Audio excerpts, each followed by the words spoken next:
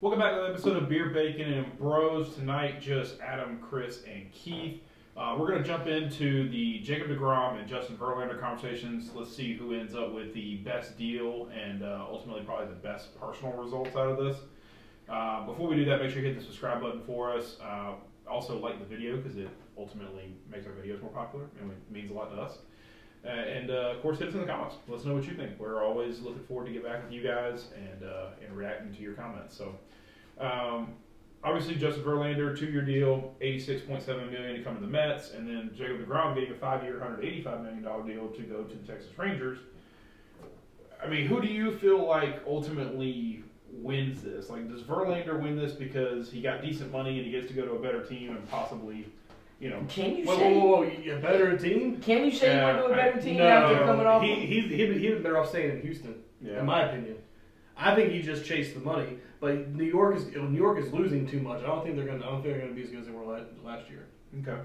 I agree with that. I think you're losing a huge piece of that rotation in DeGrom, and I was so happy to hear that news as a Braves fan, or as all of us are Braves fans.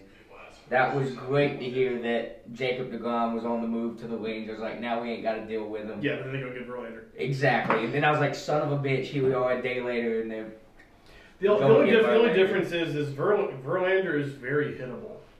But he also stays healthy in the season. That was DeGrom's problem. Right. Verlander is very hittable. DeGrom just can't stay healthy. So I personally think, New York got the better end of this because they're going to get a pitcher who's going to pitch 30 games a year unless Verlander is what, 38? He's 39. Okay. Yeah. All right, he will turn 40 in February. All right, so I think he's the next Big Sexy. Yeah. I think Big Sexy couldn't put up a 1.75 ERA. And no, 39. I would say I think Verlander's still a very good pitcher,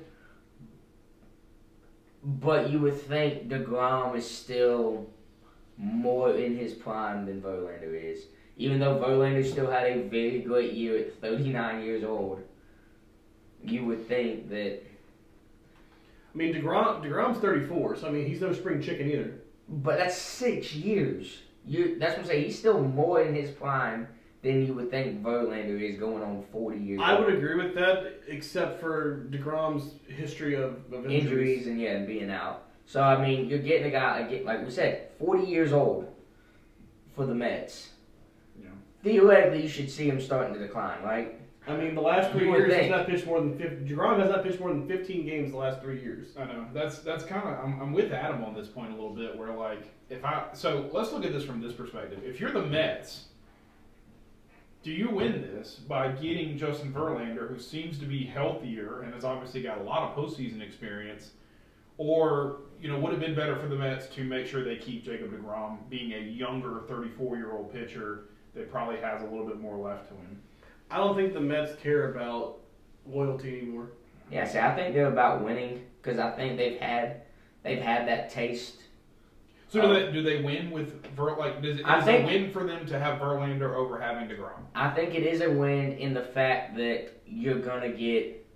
You get more consistency. You're going to get 20 quality starts out of Verlander. You're going to get a full season of Verlander actually starting. Verlander's going to make 25 to 30 starts. DeGrom might make 15. So, yeah, I think that's the downfall here is though the Verlander is older, he stayed healthy.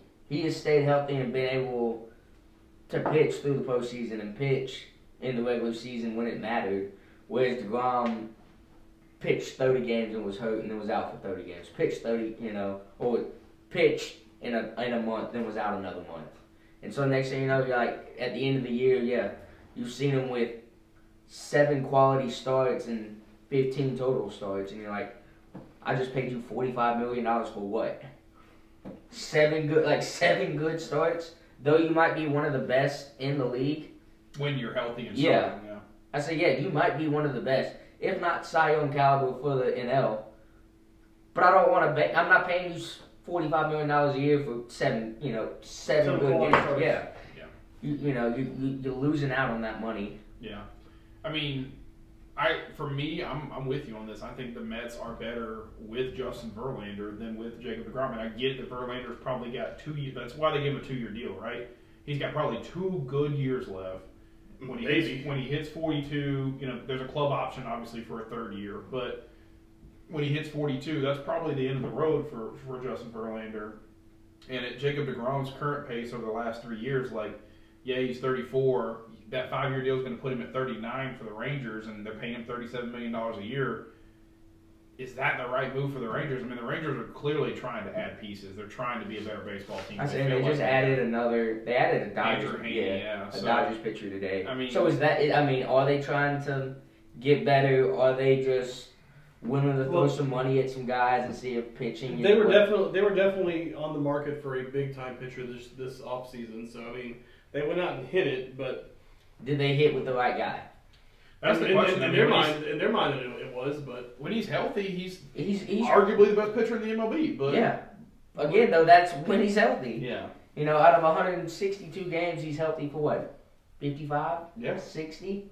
When you're out for 100 games, well, not even that, because he's a pitcher. He only pitches every 5 days. So even at that, you look at 12 games. Yeah. Yeah. So even if it's 60 regular games, yeah. It's only 12 games that he's actually being a part of. Yeah. Which is his current 12 out of 162 games. Yeah, current base. So that's a lot. I mean, just for me, if I'm a Rangers fan, you said don't get me wrong, $37 million for 12 games. Yeah. Is that worth it? No. I'm excited to have Jacob DeGrom start the first game of the year for me as a Rangers fan, but then they expect to not after that. Don't he's got another month and a half. I know. He didn't make it opening day the last 2 years. He's got to make it opening day. I know. So. All right, so if we're looking at this from the perspective of the Mets, I would say the Mets won. I think the Mets win in the fact that you're getting a veteran pitcher who's still really good at 30 or at 40 when the season starts. Yeah. Who's going to be healthy? Yeah. Or has stayed healthy the last few years. I just hope it's not one of those situations where they run into where. Since Justin is, obviously as a Braves fan, we want Justin to go out there and suck because it's good for us. It's good for us. Because it's one of those things he's going to be 40. Has he already, is he going to be able to go out there and continue to replicate what he's done the last two or three seasons? At 40 years old and with some of the injuries that he has had, he's had 2 years that he pitched less than 6 games. So. In the last 5. Yeah. So that's what I'm saying. Do we... Yeah. It's just... it's hard to say for a guy that just had a 1.75 ERA and won, 18 games this past year? But you look at the team that he's on, too. But still... the Mets aren't a bad team. They blew it at the end of the year for sure, but they're not a bad team. But they were definitely the best... They were the best team in the... God, I always want to say they were the best team in the NL. Well, the Dodgers were good. But, yeah. The Dodgers were good, but I still think the Mets may have been a better team. Yeah. Most of the year. I would bet on Verlander throwing for a 2.5 ERA next year before I bet on Jacob DeGrom pitching more than 20 games. No, I would bet on. I'd put money on that too. But it's just one of those things. At what point does he miss his? Has he missed it? Because we're in the same boat with Charlie Morton.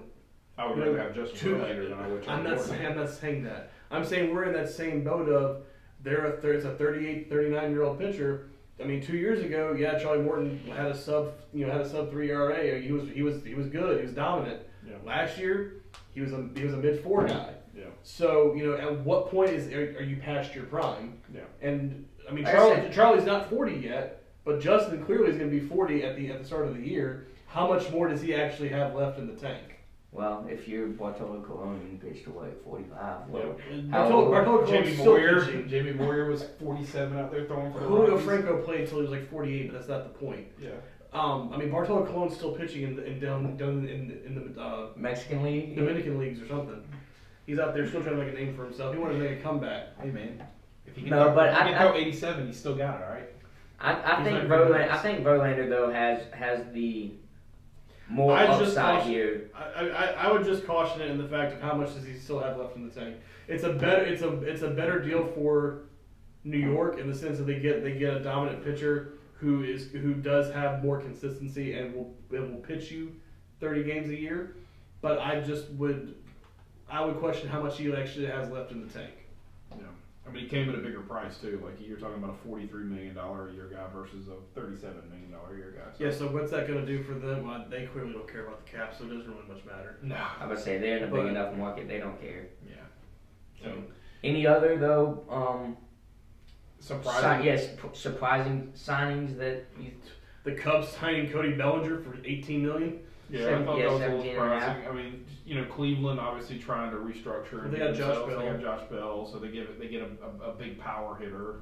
Well, and just before we started this video, Mitch Haniger signed a 3-year deal in San Giants, Francisco. Yeah. I'm curious though. I mean, I know that obviously did Seattle add another 2 guys? Through trade. They did a trade, yeah. They got Teoscar Hernandez. No, this was. I thought I saw this today though. Seattle, I thought signed 2 more guys. Let's see. I got free agency buzz up. Oh, I can't remember now. Rangers added Andrew Heaney. I don't see any Seattle signings in here. Trey Turner obviously was a big one. Signed with the Phillies, but that's such a bad. Clayton Kershaw getting a $20 million re-sign. I don't know if it's a bad deal, but I know like in our our group chat, Alex was saying something about he's going to turn like 39 or 40 at the end of that contract. Yeah, so he'll be 40 at the end of that contract. This is Trey Turner I'm talking about. He'll be 40 at the end of that contract. Yeah, 11 I mean, years. is that going? I mean, how many years are you actually going to good years are you going to get out of Trey Turner before he turns into Chase Utley and just turns into garbage? Yeah. Was that trade? Was it essentially it's $30 million a year? I know that's not the exact math, but it was an 11. It's roughly $30 million. 11-year, $300. Yeah. Close enough to $30 million a year, but still, yeah. Do you really think the last 5 years of that contract is worth $30 million? Yeah, that's what I'm saying. I mean, probably not, to be honest. But I mean, right now, while he's 29, and you're talking about a guy that is a 300. He's arguably the best shortstop in baseball. Yeah, but I mean, if you're looking at the numbers, like we had this discussion last year with Freddie.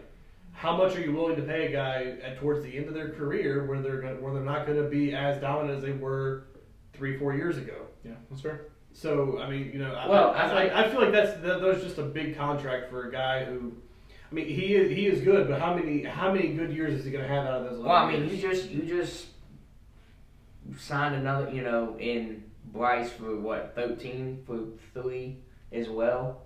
2 years ago. Yeah, Bryce got a close to $30 million a year contract as well for. He signed a 13 million or 13 million, like 325. Yeah, something. Yeah. A huge deal. But he also just had Tommy John, so he's not gonna be playing. He's not gonna start for the first part of the season. This interests me a little bit as well. Does this play into their ability to re-sign Aaron Nola? I'm gonna say is this a are they kind of in a win now?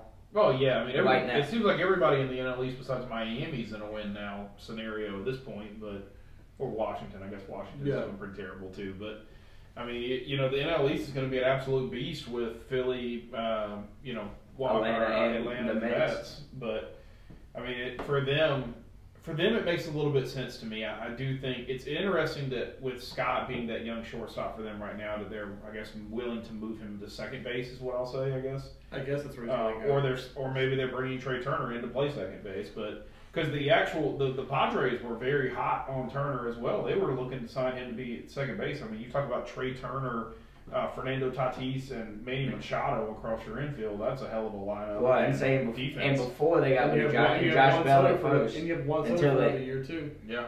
So like I said, before they got rid of Josh Bell, you would have had Big Bad Josh Bell. Yeah. Tatis if he stayed healthy. Yeah. Another stay big off the PEDs. And stay off the PEDs. I know, but another big bat at third base and Manny Machado. And then Trey Turner, a 300 hitter with 30 stolen bases. And Juan Soto, another big bat. Like that would have been a stud lineup. Yeah. So, but I guess Trey wanted more money from what I heard, and that's what Philly brought. Of course he did. Yeah. Everybody wants money. Yeah. So, all right. Any final thoughts? Good. All right, we'll put a bow on it. So hit us in the comments. Let us know whether you think the Mets won by getting DeGrom over or getting Verlander over DeGrom, And also let us know if there's any surprising free agency signs for you so far. And we appreciate you. Like, comment, subscribe.